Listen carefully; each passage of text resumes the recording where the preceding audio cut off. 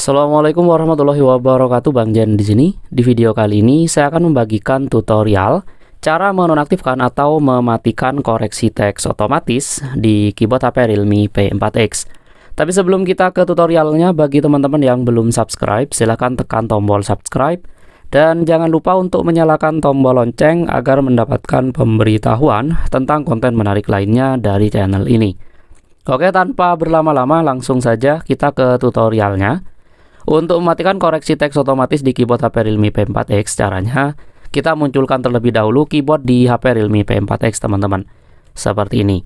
Setelah keyboardnya berhasil ditampilkan, kita ketuk saja icon pengaturan di bagian atas keyboard yang ini. Kita ketuk, kita akan dibawa ke setelan keyboard. Di setelan keyboard ini cari saja pilihan koreksi dan saran. Yang ini, teman-teman. Ketuk koreksi dan saran.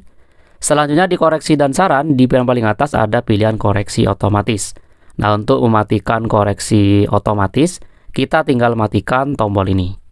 Kita matikan.